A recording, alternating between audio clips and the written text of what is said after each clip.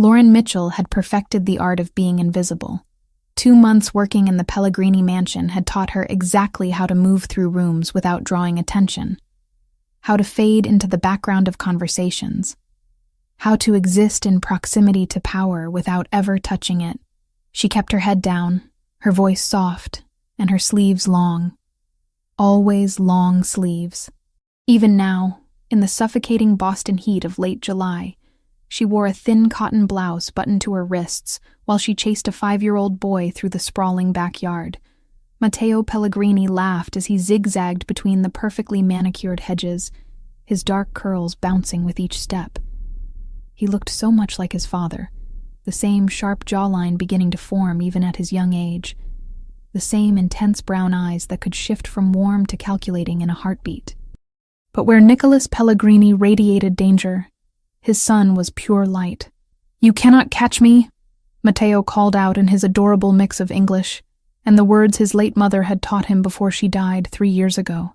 Lauren smiled despite the sweat trickling down her back. "I think you might be right. You're too fast for me."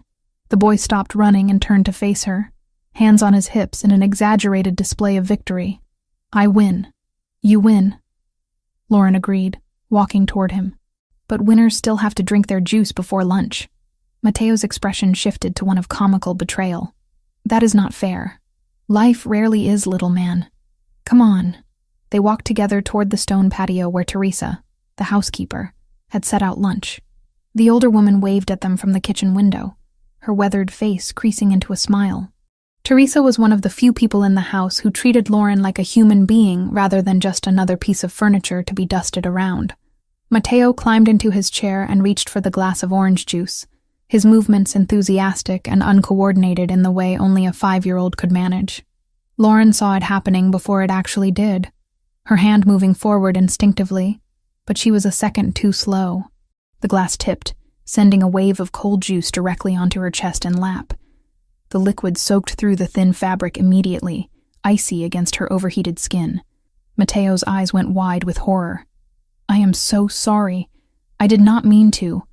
Please do not be angry." Lauren forced her voice to stay calm even as panic clawed at her throat. The wet fabric clung to her skin, transparent now, and she needed to change immediately. "It's okay, sweetheart. Accidents happen. I just need to go change quickly." "I am really sorry," he repeated, his voice small. "I know you are.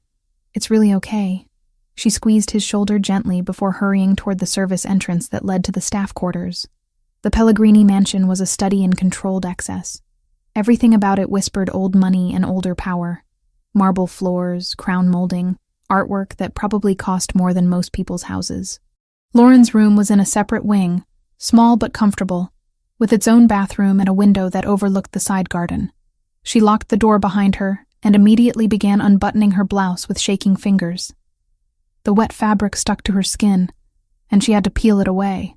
She was halfway out of it, standing in just her plain white bra with her back to the door, when she heard it open. Lauren froze. Her heart stopped beating for what felt like an eternity. "Teresa, I need the contractor's file. You said it was in the staff office." Nicholas Pellegrini's voice was deep, authoritative, the kind of voice that expected immediate compliance. He stopped talking mid-sentence. The silence that followed was worse than any scream. Lauren could feel his eyes on her exposed skin, on the patchwork of scars that decorated her shoulder blade and upper arms. The burn scar on her left shoulder was the worst. A twisted landscape of melted skin where Tyler had held the iron down for what felt like forever.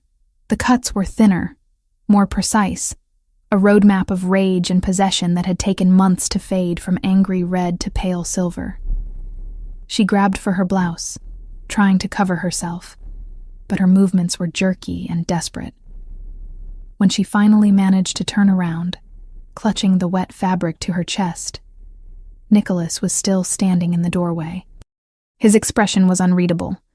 Not disgust, not pity, just an intense focus that made her feel more exposed than her partial nudity. "I apologize," he said, his voice carefully controlled. "I thought this was the office. Teresa must have misunderstood." Lauren couldn't speak. Her throat had closed completely. Nicholas stepped back and closed the door with a quiet click that sounded deafening in the sudden silence. Lauren sank onto the edge of her bed, still holding the wet blouse, and tried to remember how to breathe.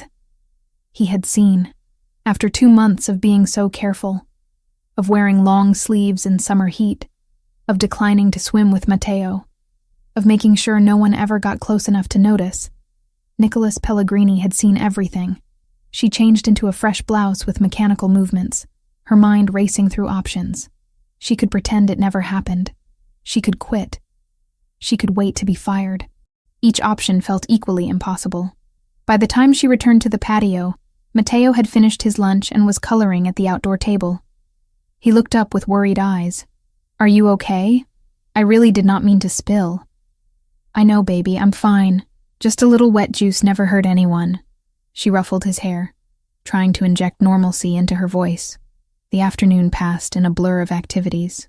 Lauren helped Matteo with his coloring, read him 3 stories, and played an elaborate game involving toy cars and imaginary traffic laws. Through it all, she felt the weight of Nicholas's gaze whenever he passed through a room, though he never spoke to her directly.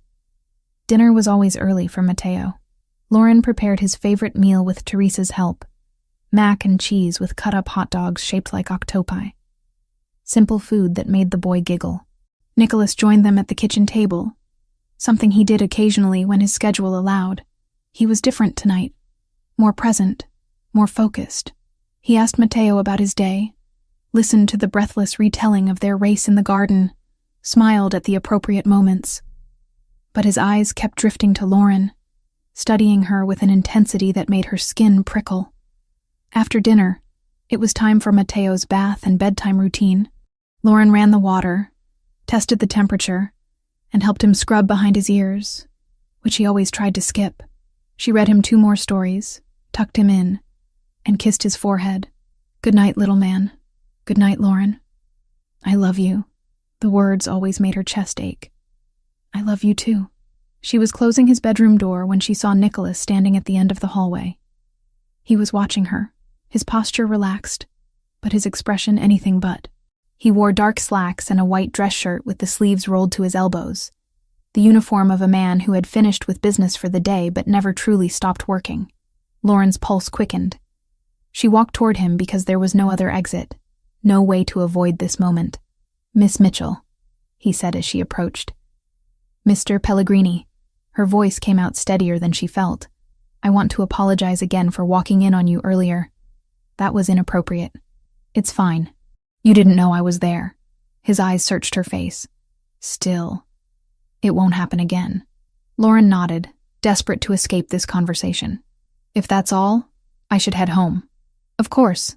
Have a good evening."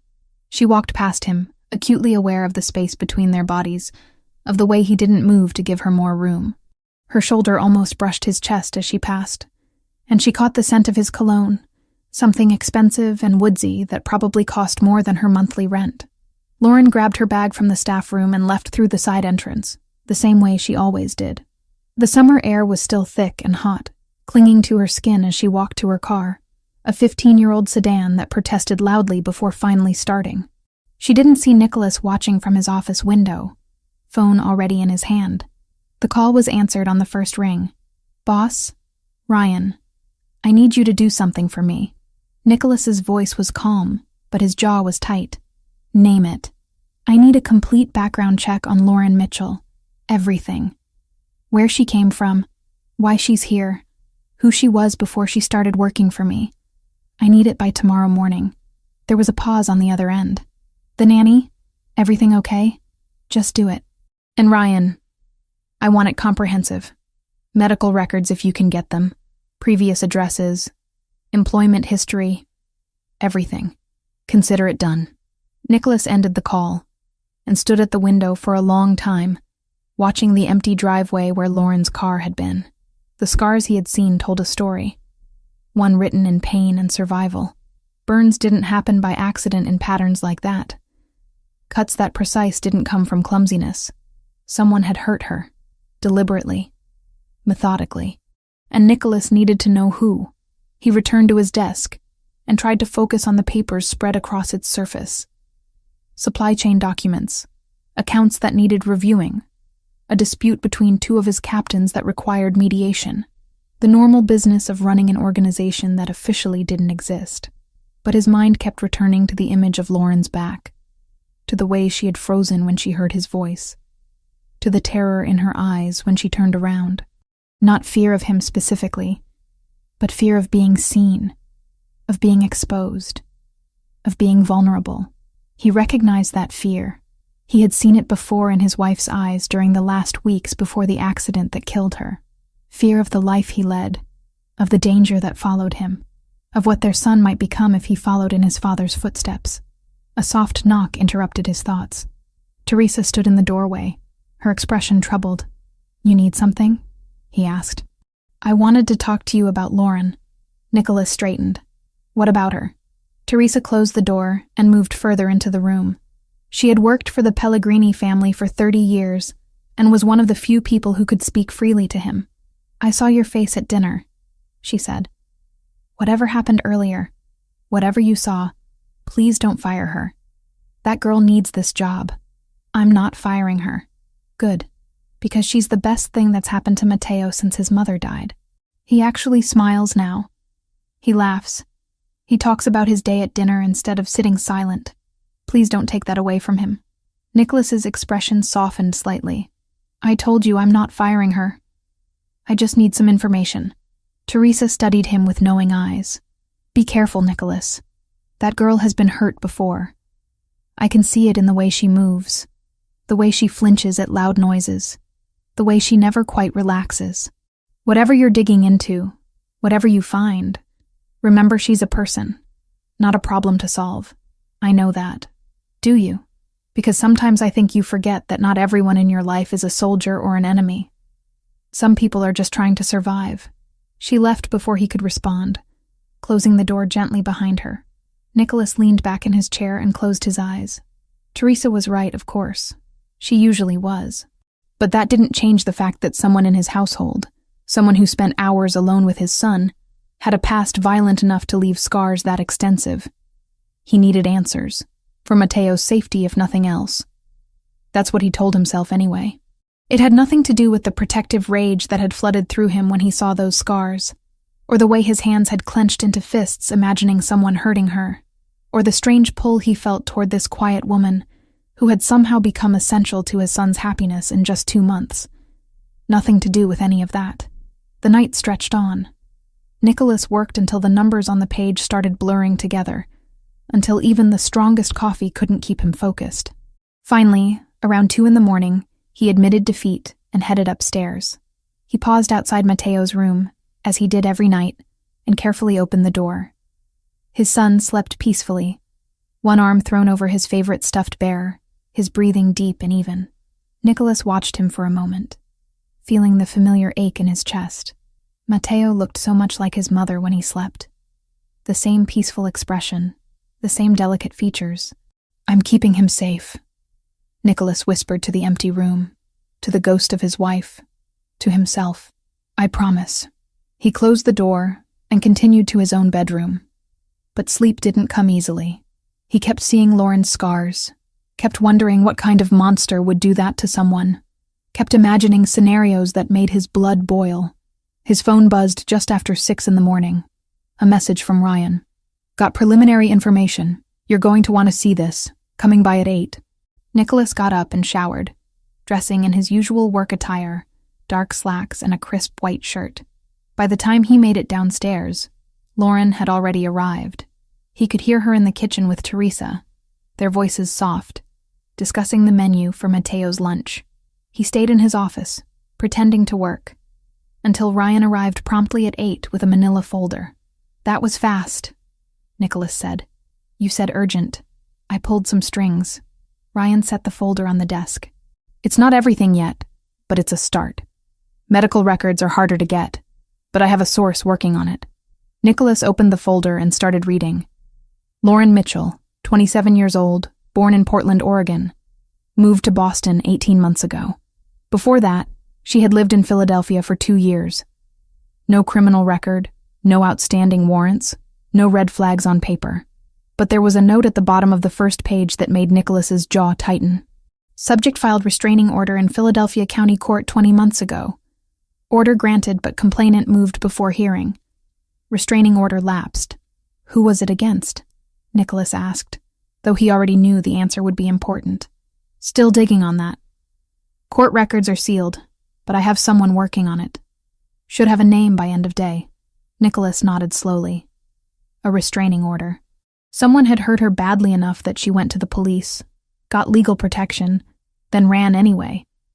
Ran all the way across the country and built a new life in a city where no one knew her. Keep digging, he said. I want to know everything. And Ryan, be discreet. I don't want her knowing we're looking into this. Understood. After Ryan left, Nicholas sat with the folder open in front of him, staring at Lauren's information. 27 years old. So young, really. Young enough to still believe in fresh starts and new beginnings. Young enough to think that running far enough could make the past disappear. He knew better. The past never disappeared. It just waited, patient and hungry, for the right moment to catch up. Nicholas closed the folder and looked out the window toward the backyard where Lauren was already outside with Mateo, helping him water the flowers that lined the garden path. The boy's laughter drifted through the glass, bright and pure. Whatever had happened to Lauren Mitchell, whoever had hurt her, Nicholas was going to find out, and then he was going to make sure it never happened again. That much, he could promise. Ryan Cooper arrived at the Pellegrini mansion at 7:30 in the morning, earlier than Nicholas had expected. The investigator looked like he hadn't slept, his shirt wrinkled and his eyes shadowed, but his expression was sharp and focused. You look terrible, Nicholas said, gesturing for him to sit. You asked for comprehensive by morning. Comprehensive doesn't sleep. Ryan dropped a thick folder onto the desk. Everything you wanted is in there. Medical records, police reports, witness statements. It's not pretty. Nicholas opened the folder and began reading. The first document was a hospital intake form from Philadelphia General, dated 21 months ago. Patient, Lauren Michelle Mitchell. Age, 25. Admitted for treatment of second-degree burns to left shoulder and upper back. The attending physician's notes were clinical but damning. Burns consistent with contact with heated metal object. Patient claims accident with clothing iron. Injury pattern inconsistent with accidental contact. Social services consulted. Nicholas's jaw tightened as he flipped to the next page. Police report, filed 3 days after the hospital visit. Lauren had finally told the truth to a detective who specialized in domestic violence cases. The man's name was Tyler Grant, her boyfriend of 14 months. The burns were punishment for talking to a male cashier at the grocery store. There's more, Ryan said quietly. Keep reading. The restraining order application was next. Lauren's handwriting was shaky, but determined as she described a pattern of escalating violence over 8 months. Verbal abuse that turned to pushing, then slapping, then worse. Tyler isolated her from friends, monitored her phone, controlled her money. The burns were the breaking point, the moment she finally understood he might actually kill her. The restraining order was granted. Tyler Grant was served at his apartment. According to the follow-up notes, he didn't contest it, didn't even show up to the hearing. 2 weeks later, Lauren packed everything she owned into her car and drove away from Philadelphia, leaving no forwarding address. Where did she go first? Nicholas asked. Hartford, Connecticut.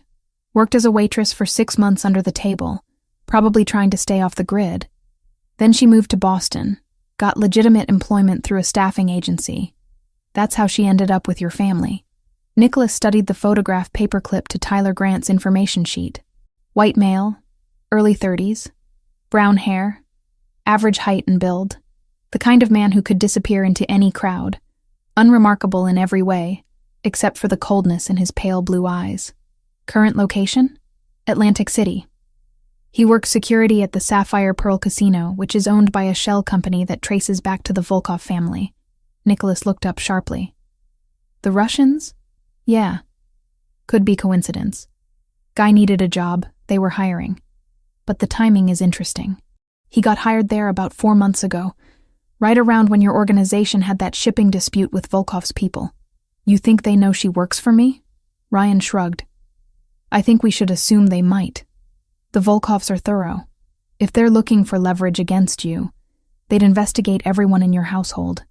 Your son's nanny would be on that list. Nicholas closed the folder and leaned back in his chair, his mind already working through scenarios and contingencies. If the Russians knew about Lauren, if they knew about her connection to Tyler Grant, they could use that relationship as a weapon. Bring Tyler back into her life, traumatize her, destabilize Nicholas's household, create chaos. I want surveillance on him, Nicholas said. 24 hours, rotating teams. I want to know everywhere he goes, everyone he talks to, every phone call he makes. Done. What about her? Does she know you're looking into this? Not yet, but she's about to. Ryan stood. Be careful how you handle this, boss. She's not one of your soldiers. You can't just order her to accept your protection. Watch me. After Ryan left, Nicholas sat with the folder open, staring at the hospital photograph of Lauren's burns. The image was clinical, taken for medical documentation, but it showed the full extent of the damage. The skin on her shoulder was mottled and twisted, the kind of scar that would never fully fade. Rage burned through him, cold and controlled. He had built his entire life on power and control, on making sure the people under his protection stayed safe. The fact that Lauren had been hurt like this, that she had suffered while he existed in the same world, felt like a personal failure, even though he hadn't known her then. He picked up his phone and made a call to his head of security. Marcus, I want the perimeter system upgraded. More cameras, motion sensors, the works. And I want 2 additional guards on rotation, specifically focused on monitoring anyone approaching the property who doesn't have clearance. Something happen? Just do it. I want it operational by end of week. The next call was more delicate. Nicholas dialed a number he rarely used, one that connected him to a contact in Atlantic City who owed him several favors. I need someone watched, Nicholas said when the man answered. Tyler Grant, works security at the Sapphire Pearl. I want to know his schedule, his habits, his connections, and I need to know if anyone from the Volkov organization is paying special attention to him. This related to the casino situation? Different matter. Personal. The man on the other end understood immediately that no further questions would be welcome. I'll have someone on him by tonight. Nicholas ended the call and checked his watch. 9:15. Mateo would be at his swimming lesson until 10:30, which meant Lauren would be alone in the house, except for Teresa. This was as private as the conversation was going to get. He found her in the kitchen, preparing ingredients for Mateo's lunch. She wore another long-sleeved shirt despite the heat, pale blue this time, with the sleeves buttoned at her wrists. Her blonde hair was pulled back in a ponytail, and she hummed softly while she worked, some melody he didn't recognize. Miss Mitchell, I need to speak with you privately. Lauren jumped, nearly dropping the knife she was using to slice vegetables. She turned, her blue eyes wide. Mr. Pellegrini, I didn't hear you come in. My office, please. Her face paled slightly, but she nodded and followed him through the house. Nicholas could feel her tension radiating like heat as they walked, the way her steps slowed as they approached his office door. He gestured for her to sit in one of the leather chairs facing his desk. She perched on the edge, her posture rigid, hands clasped tightly in her lap. Nicholas didn't sit. Instead, he placed the folder on the desk between them and watched her reaction. Her eyes dropped to it, and he saw the moment she recognized what it might contain. The color drained from her face completely. I had you investigated, he said, his voice matter-of-fact. After what I saw yesterday, I needed to know what happened to you. Lauren's breathing became shallow. You had no right. I have every right. You work in my home. You spend time alone with my son. I need to know who you are. I'm exactly who I said I was. I gave you references, background checks, everything you asked for when you hired me. You gave me a sanitized version. You didn't mention Tyler Grant. The name hit her like a physical blow. She flinched, her hands gripping each other so tightly her knuckles went white. How did you... Hospital records, police reports, restraining order application. It's all in here. He tapped the folder. 2nd-degree burns, multiple incidents of physical assault, 8 months of systematic abuse before you finally got out. Lauren stood abruptly, her chair scraping against the floor. You had no right to dig into that. That part of my life is over.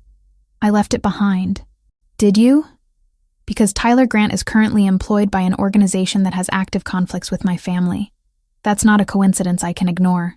She stared at him, confusion mixing with the fear in her eyes. What are you talking about? Tyler works at some casino. He doesn't have anything to do with your business.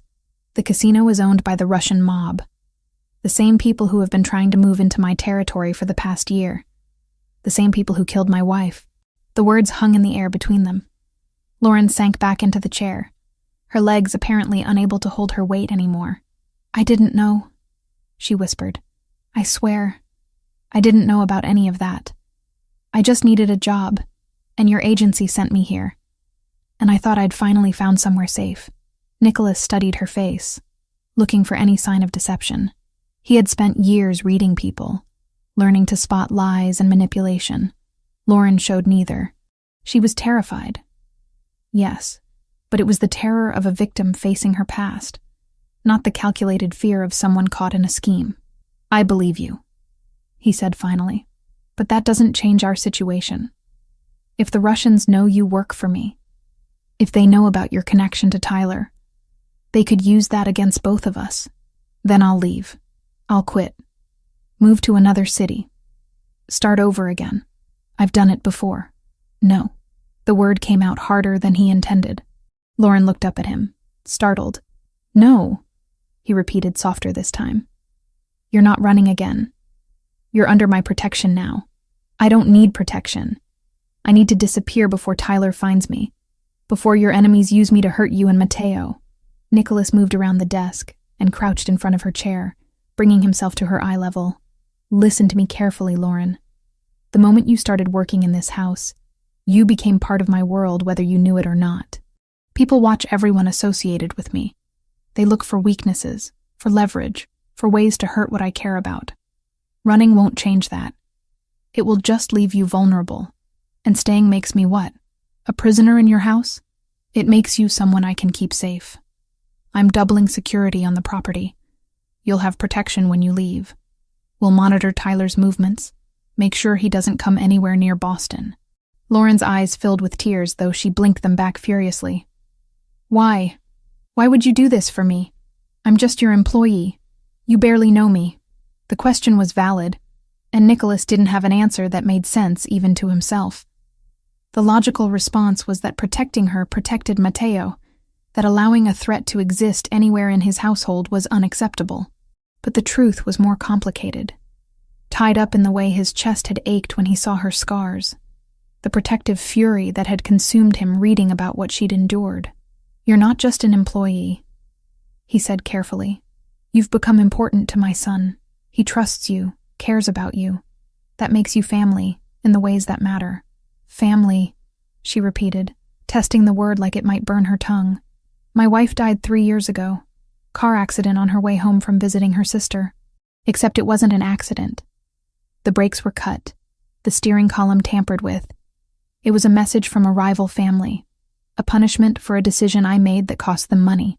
Lauren's expression shifted from fear to sympathy. I'm so sorry. I tell you this so you understand why I'm obsessive about security, why I need to know about every potential threat. I couldn't protect her. I won't fail again. Silence settled between them, heavy with shared pain. Lauren wiped at her eyes with the back of her hand, a gesture so vulnerable it made Nicholas's heart clench. I had therapy, she said suddenly, after I left Philadelphia. 6 months of intensive sessions with a trauma specialist. She taught me coping mechanisms, ways to recognize danger signs, how to not let fear control my entire life. I thought I was doing well. I thought I'd moved past it. You have moved past it. You're here. You're working. You're living your life. That took incredible strength. Then why do I feel like I'm right back where I started? Afraid, powerless, waiting for everything to fall apart? Because trauma doesn't disappear just because we want it to. But this time you're not alone. This time you have resources, protection, people who won't let him hurt you again. Lauren met his eyes, searching for something. Trust, maybe, or certainty in an uncertain world. What if I can't do this? What if having me here puts Mateo in danger? Then I'll handle it. That's what I do, Lauren. I handle threats. I eliminate problems. You focus on taking care of my son and letting yourself heal. Let me worry about everything else. The office door burst open, making them both jump. Mateo ran in, his hair still damp from swimming, his face bright with excitement. Dad! Lauren! I swam the whole length without my floaties. Coach said I am getting so strong. Nicholas stood quickly, putting distance between himself and Lauren. That's excellent news, little man. I'm very proud of you. Mateo noticed Lauren's face, and his expression shifted to concern. Why are you sad? Did I do something wrong? No, baby, of course not. Lauren forced a smile, though her eyes were still red. I'm just very proud of you, too. Swimming a whole length is a big deal. Then why do you look like you have been crying? Adult stuff. Nicholas intervened smoothly. Nothing for you to worry about. Why don't you go get changed? And then you can tell Lauren all about your swimming lesson while you eat lunch. Mateo hesitated, looking between them with the uncanny perception children sometimes have. But the promise of lunch and an audience for his accomplishments won out. Okay, but Lauren, you have to promise to watch me swim next time so you can see how good I am. I promise. After Mateo left, Lauren stood. I should go help Teresa with lunch. Wait. Nicholas moved to his desk and picked up his phone. I need to make 2 calls. I want you to hear them. The first call was to Marcus, his security chief. I want the new protocols active immediately. I don't care what it costs or how long the contractors have to work. Get it done. He ended the call and immediately dialed another number. Ryan, about Tyler Grant. I want him under surveillance starting tonight. Full coverage, multiple teams. I want to know if he so much as thinks about leaving Atlantic City. Ryan's voice came through the speaker, questioning. Do you want us to eliminate the problem? It would be cleaner. Nicholas glanced at Lauren, who was watching him with wide eyes. No, not yet. I want to understand his connections first. If he's working with the Volkovs, killing him might trigger a larger response. We monitor, we gather information, and we stay ahead of any move he might make. Understood. What if he does try to leave Atlantic City? Then you follow him. And if he comes within 50 miles of Boston, you notify me immediately. Clear? Crystal. Nicholas ended the call and turned back to Lauren. Tyler Grant is being watched. He won't get near you without me knowing about it. Lauren hugged herself, her arms wrapped tightly around her middle. This is insane. This whole situation is insane. Welcome to my world. It's not pretty, but it's thorough. I don't know if I can live like this. Always looking over my shoulder, always waiting for something terrible to happen. You're already living like that, Nicholas said gently. You've been living like that since the day you ran from Philadelphia. At least now you have someone watching your back. She studied him for a long moment, and he could see the war playing out behind her eyes. The desire to trust battling against years of learned caution. The need for safety, fighting with the fear of owing someone too much. Okay, she said finally. Okay, but I have conditions. Name them. I don't want Mateo to know about any of this. He's 5 years old. He doesn't need to be scared or confused about why there are suddenly more security cameras everywhere. Agreed. He'll think we're just upgrading the system. And I want to know what's happening. If Tyler moves, if something changes, I want to be informed. No keeping me in the dark for my own good. Nicholas hesitated. His instinct was to protect her from harsh realities, to handle threats without burdening her with details. But the look in her eyes told him she needed this. Needed some measure of control in a situation where she had very little. You'll be kept informed, he promised, within reason. Some things you're better off not knowing, but major developments, changes to your safety protocol, anything directly relevant to you, I'll tell you. Thank you. They stood in the office, the folder still sitting on the desk between them. A physical representation of all the pain she'd survived and the danger that still lurked in her past. Nicholas wanted to promise her that everything would be okay, that he'd keep her absolutely safe, that Tyler Grant would never touch her again. But he'd learned years ago that some promises were too big to make. The world was unpredictable, and violence had a way of finding cracks in even the best defenses. All he could do was be prepared, be vigilant, and be absolutely ruthless with anyone who threatened what was his. And somehow, in the past 24 hours, Lauren Mitchell had become his to protect. 5 days of uneasy peace had passed since Nicholas confronted Lauren about her past. The mansion had transformed subtly, but noticeably. New cameras appeared on the exterior walls, sleek and modern. 2 additional security guards joined the rotation. Their presence explained away to Mateo as summer helpers for the grounds.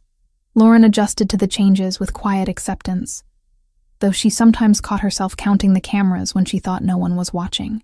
Tuesday morning started normally. Lauren arrived at 7:30 as usual, let herself in through the side entrance, and found Teresa already preparing breakfast.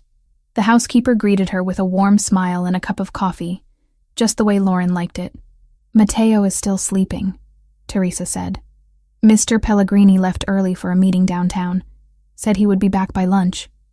Lauren nodded and took the coffee gratefully. She had started sleeping better the past few nights. The constant low-level anxiety that had defined her existence for nearly 2 years finally beginning to ease. Knowing that Tyler was being watched, that people were actively monitoring his movements, created a strange sense of security she hadn't felt in a long time. She was halfway through her coffee when Marcus, the head of security, appeared in the kitchen doorway. His expression was carefully neutral, but Lauren had learned to read the tension in his shoulders. "Miss Mitchell, I need to speak with you. It's important." Teresa's eyes darted between them. "I will go wake Mateo." Once they were alone, Marcus pulled out his phone and showed Lauren a message. "Our surveillance team in Atlantic City reported this an hour ago. Tyler Grant requested time off from his job, citing a family emergency. He left his apartment at 4 this morning. We lost track of him somewhere outside Philadelphia." The coffee turned to acid in Lauren's stomach. Lost track? How do you lose track of someone? He knows surveillance techniques. Switched cars, took back roads, disabled his phone. Professional level evasion. Marcus's jaw tightened. "I've already notified Mr. Pellegrini. He's on his way back now." Lauren set down her mug before her shaking hands could drop it. "He's coming here. Tyler's coming to Boston. We don't know that for certain." "I know it. He found me somehow. He knows where I am." Marcus didn't argue, which was worse than if he had tried to reassure her with empty platitudes. "The property is secure. We have additional personnel arriving within the hour. You're safe here." Safe. The word felt like a lie. Lauren had thought she was safe in Philadelphia, too. Right up until the moment Tyler's hand closed around her throat, the iron heating on the counter behind him. His voice soft and reasonable as he explained why she deserved to be punished. She excused herself and went to the bathroom, locking the door behind her.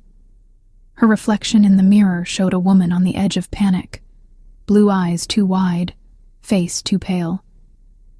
She splashed cold water on her face and forced herself to breathe deeply, using the techniques her therapist had taught her. In through the nose for 4 counts. Hold for 7. Out through the mouth for 8. The pattern calmed her racing heart enough that she could think clearly. She had 2 choices: run again, disappear into another city with another identity, or trust that Nicholas's protection was real and substantial. Running felt familiar, comfortable in its own terrible way, but it also felt like giving up, like admitting that Tyler would control her life forever, chasing her from place to place until she had nowhere left to hide. A knock on the bathroom door startled her. "Lauren?" Mateo's voice was sleep-rough and concerned. "Are you okay in there?" She unlocked the door and found the boy in his pajamas, his dark hair sticking up in several directions, his expression worried. "I'm fine, sweetheart. Just needed a minute." Teresa said something is happening. "Are we in danger?"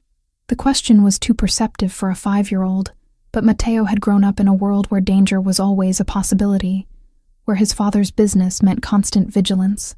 Lauren crouched down to his level. "Everything is okay. Your dad is being extra careful about security, that's all. Because of bad people who don't like him? Something like that." Mateo hugged her suddenly, his small arms tight around her neck. "I don't want the bad people to hurt you." Lauren's throat closed with emotion. "They won't, baby. I promise." Nicholas arrived 20 minutes later, his face set in hard lines. He went directly to his office with Marcus. and Lauren could hear the low murmur of urgent conversation through the closed door. She kept Mateo occupied with breakfast and coloring, trying to project a calm she absolutely did not feel. At 9:30, a delivery van pulled up to the front gate. Through the window, Lauren watched Marcus go out to meet it. He spoke briefly with the driver, then accepted a large bouquet of flowers. Her blood turned to ice. Marcus brought the flowers to the door, but didn't let them inside. Instead, he called for Nicholas, who emerged from his office with an expression that could cut glass. "Who are these for?" Nicholas asked. "Lauren Mitchell," Marcus replied. No return address on the card. Nicholas took the small envelope attached to the bouquet and opened it. Whatever he read, there made his entire body go rigid. He looked up, his dark eyes finding Lauren where she stood frozen in the kitchen doorway. "Get Mateo upstairs, now." The command in his voice snapped her into motion. She took Mateo's hand and led him quickly to his bedroom, her heart pounding so hard she could barely breathe. "Why is Dad angry?" Mateo asked. "He's not angry, just busy with work stuff. Why don't you play with your cars for a bit?" She left him building an elaborate racetrack and hurried back downstairs. Nicholas was in his office, the bouquet sitting on his desk like a bomb. The flowers were roses, red and expensive, exactly the kind Tyler used to bring after he hurt her. As if beauty could erase violence. "What did the card say?" Lauren asked from the doorway. Nicholas looked at her for a long moment before handing it over. The handwriting was achingly familiar, Tyler's neat block letters spelling out 2 words and a nickname that made her skin crawl. "Miss you, Princess. Princess." He always called her that, said she was his perfect princess who needed to be kept safe from the world, which really meant kept isolated and controlled and broken down until she believed she deserved the pain. "He's here," Lauren whispered. "He's in Boston. We're checking the security footage now." He or someone working for him got close enough to make this delivery. Nicholas stood and moved around the desk. "Lauren, I need to make a decision, and I need you to trust me." "What kind of decision?" "I have a property in Cape Cod, a beach house that's extremely secure and off the grid. Most people don't know I own it. I want to move you and Mateo there today, right now, while my team locates Tyler." Lauren's first instinct was to argue, to insist that running solved nothing. But looking at Nicholas's face, at the cold determination there, she understood this wasn't running. This was tactical retreat, moving valuable pieces off the board while the real game played out. For how long? However long it takes. Days, maybe a week. Until we know exactly where Tyler is and what his intentions are. And if his intentions are to find me, moving to Cape Cod just delays the inevitable. Nothing is inevitable except what I allow to happen. Nicholas's voice dropped lower, more dangerous. "I have resources Tyler Grant can't begin to imagine. The only reason he's still breathing is because I don't yet know if killing him will trigger a larger response from the Volkovs. But that calculation can change very quickly." The casual mention of killing should have horrified her. Instead, Lauren felt a dark satisfaction curl in her chest. Tyler had terrorized her for months, had burned and beaten and broken her while she had no one to defend her. No power to fight back. The idea that someone might actually make him pay for that felt like justice, even if it came from a morally questionable source. "Okay," she said. "How soon do we leave?" 30 minutes. Pack light. We have everything you'll need at the house. And Lauren, this stays between us. Mateo doesn't need to know why we're really going." They left exactly 32 minutes later in an SUV with tinted windows, Marcus driving and another guard in the passenger seat. Lauren sat in the back with Mateo, who peppered her with excited questions about the beach house. "Can we swim in the ocean? Maybe, if it's warm enough. Will there be crabs? I want to catch crabs." "I don't know, baby. We'll see what we find." Nicholas followed in a separate car with 2 more guards. The convoy moved through Boston traffic with practiced efficiency, taking a route that changed twice based on instructions Nicholas received via phone. They reached Cape Cod in just under 2 hours.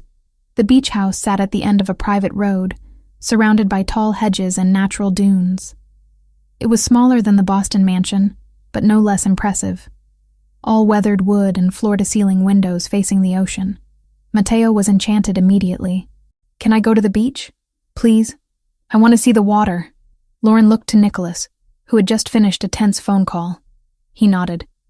"Stay where we can see you from the deck. Don't go in the water without an adult." The boy ran off, and Lauren followed at a slower pace, suddenly exhausted despite the early hour. The ocean stretched endlessly before them, gray-blue under a cloudy sky. Mateo searched for shells along the waterline, his laughter carrying on the salt-scented breeze. Nicholas stood beside her on the deck, his phone still in his hand. "My team picked up Tyler on security camera footage from this morning. He was 3 blocks from the mansion, sitting in a parked car, watching the gate." Lauren's breath caught. 3 blocks. That close. The license plate traces to a rental company. He's using a fake ID, paying cash. Professional-grade false documentation, which suggests he had help acquiring it. "The Russians," Lauren said quietly. "Possibly. Or he's just more connected than we thought." Nicholas turned to face her. "Either way, he's in Boston. He knows where you were, and he's actively trying to locate you. Moving here was the right call." Lauren wrapped her arms around herself, watching Mateo play. "How did this become my life? 6 months ago, my biggest worry was whether I'd saved money for rent. Now I'm hiding from my abusive ex-boyfriend, while a Mafia boss protects me from Russian mobsters. Life has a way of getting complicated." That's an understatement. They stood in silence for a while, the sound of waves filling the space between words. Finally, Nicholas spoke again. "I need to go back to Boston tonight. There are things I need to handle personally." Panic flared in Lauren's chest. "You're leaving us here alone? Marcus and 3 other guards will stay with you. The house has a security system that would make a bank jealous. You'll be safer here than anywhere else I can think of." "That's not reassuring. It's the truth." "Lauren, I need you to trust that I know what I'm doing." She wanted to argue, to demand he stay, to tell him that she felt safe only when he was close. But those feelings were dangerous, the kind that led to dependence and complications she couldn't afford. "Fine. But you call me if anything changes." "I will." Nicholas left after dinner, which Lauren and Mateo ate on the deck while the sun set over the water. The boy fell asleep early, exhausted from playing on the beach. Lauren carried him to the bedroom Nicholas had indicated, tucked him in, and stood watching him sleep for a long moment. He looked so peaceful, so innocent. The idea that her presence in his life might endanger him made her stomach twist with guilt. Maybe she should leave after all. Disappear in the middle of the night before Tyler's hunt for her brought violence to Nicholas's door. She was still wrestling with that thought when she heard a car pull up outside. Marcus went to check, then returned with Nicholas, who looked tired and tense. "I thought you went back to Boston," Lauren said. "I did. Meeting finished early. Thought I'd stay here tonight instead of driving back in the dark." It was a lie. Lauren could see it in the way he didn't quite meet her eyes. He had come back because he was worried, because leaving them felt wrong despite the security measures. The realization warmed something in her chest that had been cold for a very long time. "Thank you," she said quietly. Nicholas nodded and disappeared into what must have been his bedroom. Lauren tried to settle on the couch with a book, but her mind wouldn't focus. Every sound made her jump. Every shadow through the windows looked like Tyler's silhouette. Around midnight, exhaustion finally started to win over anxiety. Her eyes grew heavy, the book slipping from her hands. She drifted into uneasy sleep, and immediately the nightmares began. Tyler's face, close to hers, his breath hot and sour. The iron in his hand, glowing red. Her own voice screaming, begging, promising anything if he would just stop. The smell of her skin burning. The sound like meat on a grill. His voice, soft and loving. "You made me do this, princess. You know I hate hurting you." Lauren woke up screaming, her body jerking upright on the couch. Strong hands gripped her shoulders, and she fought instinctively. Panic overwhelming reason. "Lauren, stop. You're safe. It's me." Nicholas's voice cut through the terror. She stopped struggling and focused on his face, on the concern in his dark eyes. He was kneeling in front of the couch, still wearing the dress pants and white shirt from earlier, now rumpled from sleep. "Sorry," she gasped. "I'm sorry, I didn't mean to wake you. Don't apologize. Are you okay?" She wasn't, not even close. But Lauren nodded anyway. "Just a nightmare. Nicholas sat on the coffee table facing her, close but not crowding. You were screaming his name. Tyler's name. I dream about that night sometimes. The night with the iron. I can still smell it, still feel it. The dreams make it so vivid, like it's happening all over again. Tell me what happened. All of it. Lauren pulled her knees to her chest, making herself smaller. We'd been together 14 months. He seemed perfect at first, attentive and protective. Then slowly things changed. He didn't like my friends. Didn't want me going out without him. Got angry when other men talked to me. I told myself it was just because he loved me so much. Classic pattern, Nicholas said quietly. The first time he hit me, he cried and apologized for days. Bought me flowers, promised it would never happen again. I believed him. The second time, the apologies were shorter. By the fifth or sixth time, he stopped apologizing at all. Said I provoked him. That if I just behaved better, he wouldn't have to get angry. Nicholas's hands clenched into fists, but his voice remained calm. What happened the night of the burns? I went to the grocery store alone. He was at work, and we needed milk. The cashier was friendly, made small talk while he scanned my items. Asked how my day was. Normal stuff. Tyler was waiting when I got home. He'd put cameras in the apartment without telling me. Had been watching me through his phone. He saw me smile at the cashier. Her voice cracked, but she forced herself to continue.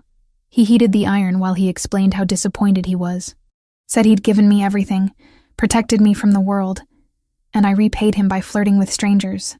I tried to tell him I wasn't flirting, that it was just basic politeness. He said I was lying. Nicholas moved to sit beside her on the couch, close enough that she could feel his warmth. You don't have to finish if you don't want to. I need to.